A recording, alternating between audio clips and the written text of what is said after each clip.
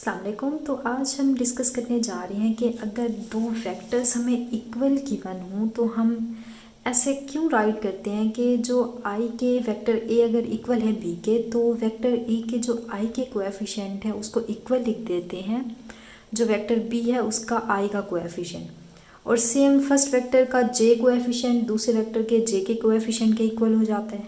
Same के coefficient equal हो जाते हैं के कोएफिशिएंट से। अब देखिए, इनफैक्ट हमने प्रीवियस लेक्चर में कोप्लेनर जो वेक्टर्स हैं और पॉइंट्स हैं उनको डिस्कस किया था। ये भी मैं उसी में डिस्कस करना चाह रही थी बट टाइम शॉर्ट था और हमारा लेक्चर थोड़ा लेंथी हो गया था, तो इसलिए इसको मैंने ऐसा असाइनमेंट आपको दिया था। होप सो आपने कर लिया होगा। अगर आपसे ये नहीं हुआ, इसकी रीज़न पता नहीं चली, तो आज डोंट वरी, आज हम इसको देख लेते हैं। और उसके बाद उसी लेक्चर में हमने एक थ्योरम डिस्कस किया था।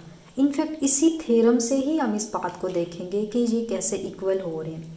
अब थ्योरम को मैं थोड़ा रिकॉल करवा देती हूँ आपको कि हमने बात की थी अगर हमारे पास जो तीन वेक्टर्स हैं वो नॉन कोप्लेनर हों। फॉर एग्जांपल एक वेक्टर ए है, एक बी है और एक सी है। ये तीन वेक्टर्स कैसे हैं? नॉन कोप्लेनर है। तब हमने देखा था कि अगर हम इसका कोई स्केलर लीनियर कम्बिनेशन इसका राइट करते हैं एक्स ए प्लस वाई बी प्लस जी सी, अगर ये इक्वल है, अब ये वेक्टर कैसे है? नॉन कोप्लेनर है। देन ये हमने कंडीशन देखी थी कि ये नॉन कोप्लेनर कब होंगे, जब इसमें इस कंडीशन को तब सेटिस्फाई करेंगे जब हमारा एक्स भी ज़ीरो हो जाए, वाई भी ज़ीरो हो जाए और जी भी, तीनों के तीनों हमारी जो टर्म्स हैं यहाँ पे ये ज़ीरो हो जाएं, तब ये हमारी कंडीशन सेटिस्फाई करेगी फॉर नॉन कोप्लेनर। अब ये भी हमने देखा था अगर इसमें से हम कोई एक भी कंडीशन हटा देते हैं तो हमारे जो ये वेक्टर्स हैं ये नॉन कोप्लेनर की बजाय कोप्लेनर बन जाते हैं।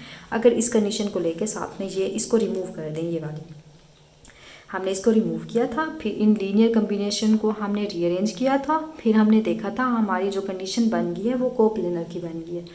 तो इसीलिए अगर तीन वेक्टर्स नॉन कोप्लेनर हैं देन इस इक्वेशन को सेटिस्फाई करवाने के लिए हमारे पास एक्स भी ज़ीरो होना चाहिए, वाई भी ज़ीरो होना चाहिए और जी भी ज़ीरो होना चाहिए। अब क्योंकि बेसिकली पूरा कॉन्सेप्ट जो है इसी थ्योरम का ही यूज़ हो रहा है, तो मैं अगेन आपको थोड़ा सा इसका प्रूफ करवा देती हूँ, इसका कॉन्सेप्ट बता देती हूँ कि देखें अगर मैं कहती हूँ हमारा इसमें एक्स ज़ीरो नहीं है, वाई ज़ीरो नहीं, इनफैक्ट इसमें जो वेक्टर्स हैं ये तो ज़ीरो हो ही नहीं सकते।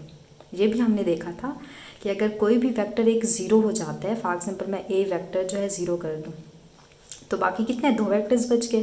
तो दो वेक्टर्स जो बच गए हैं, दो वेक्टर्स हमेशा इसको प्रूव करने की ज़रूरत ही नहीं है आपको, हमेशा कोप्लेनर होते हैं, ये हमने देखा था।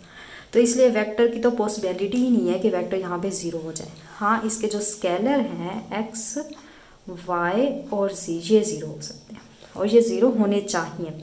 अच्छा, अब हम देखते हैं कि ये ज़ीरो क्यों होने चाहिए। फॉर एग्जांपल मैं इसको रेस्पो को लेट कर लेती हूँ कि ये ज़ीरो के इक्वल नहीं है, कोई नॉन ज़ीरो नंबर है। तो तब देखिए इसको रीअरेंज अगर मैं करूँ कि अगर मैं यहाँ से एक्स ए फाइंड करूँ तो अब ये दूसरी साइड पे माइनस हो जाएगा, minus y b vector minus z c vector.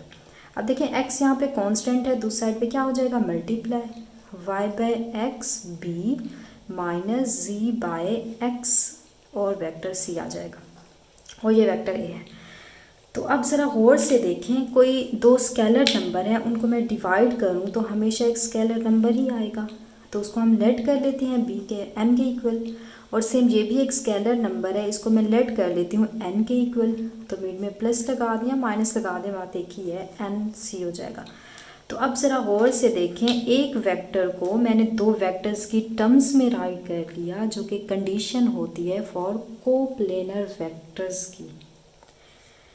ऐसा कब है? जब हमने x भी ज़ीरो नहीं किया, y भी ज़ीरो नहीं किया और z भी ज़ीरो नहीं किया।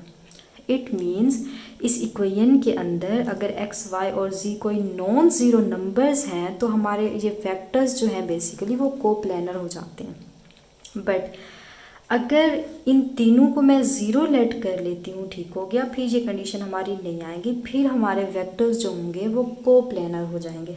तो ये थ्योरम था, इसका अगेन मैंने आपको थोड़ा सा प्रूफ इसका रिकॉल करवा दिया। आप देखें सेम इसी को यूज़ करके हम प्रूव करेंगे कि अगर दो वेक्टर्स हमारे इक्वल आ जाते हैं तो उसके जो आई जे और के कोएफिशिएंट होते हैं वो इक्वल हो जाते हैं। अच्छा, तो अब देखें सबसे पहले मैंने यहाँ पे लेट कर लिया कि ए वेक्टर है इक्वल बी के, अब मैं यहाँ पे जनरल बात कर रही हूँ, कोई ए वेक्टर मैंने लेट कर लिया है कि a1i plus a2j plus a3k equal है वेक्टर बी भी जनरल कोई हम लेट कर लेते हैं b1i cap plus b2j cap plus b3k cap, ये हमने लेट कर लिए दो वेक्टर्स। अच्छा, तो अब इसी में से देखें, अगर मैं i वाले जो कंपोनेंट्स हैं उनको सेपरेट कर दूं, कैसे कि a1i, अब ये वाला a जो i का कंपोनेंट है इसको दूसरी साइड पे लेके जाएं तो ये माइनस b1i हो जाएगा, और j का एज इट इज़ यहाँ पे है a2j, और अब ये j वाला इसको लेके आए दूसरी साइड पे माइनस b2j हो जाएगा, और ये वाला as it is a3k cap, अब इसको दूसरी साइड पे ले आए माइनस हो जाएगा b3k कैप हो जाएगा इज़ इक्वल टू 0। अब यहाँ पे कुछ भी नहीं बचा तो 0 आ जाएगा। अच्छा, तो अब देखिए मैं अगर इनको कंबाइन करूँ, ये i, ये j और ये k हो गए, तो इसमें से देखिए हम i को कॉमन ले सकते हैं, बाकी क्या बचेगा a1 minus b1 i cap plus यहाँ से हम j कैप को सेपरेट कर लें, कॉमन ले लें, तो बाकी ये बच जाएंगे j कैप प्लस, अब सेम यहाँ से k कैप को कॉमन ले लें तो a3 minus b3k cap is equal to 0। अच्छा, तो अब इतना क्लियर है, कुछ भी नहीं किया, जस्ट हमने i j और k को सेपरेट कर दिया। अच्छा, अब ज़रा गौर से देखें, ये सेम यही वाली इक्वेशन बन गई है। अगर ये पूरा मैं लेट कर लूँ, हमारा ये x है, चलो पेन भी यहाँ पे चेंज कर लेते हैं ताकि अच्छे से क्लियर हो जाए, ये x है, तो साथ में i कैप, यहाँ पे i कोई वेक्टर है, यहाँ यूनिट वेक्टर है, तो सिंपल यहाँ a वेक्टर है, तो बात एक ही होगी। अब सेम यहाँ पे अगर मैं लेट कर लूँ, ये मेरा y है, साथ में यूनिट वेक्टर आ गया, या सिंपल यूनिट वेक्टर भी तो एक वेक्टर ही होता है ना। अच्छा, अब ये तीसरा जो है, ये इसको फॉर एग्जाम्पल मैं z लेट कर लूँ। अब ये कंडीशन हमें क्या कहती है, कंडीशन ये कहती है कि इसके अंदर हमारा जो x है वो भी 0 हो, जो y है वो भी 0 हो, और जो z है हमारा वो भी 0 के इक्वल हो।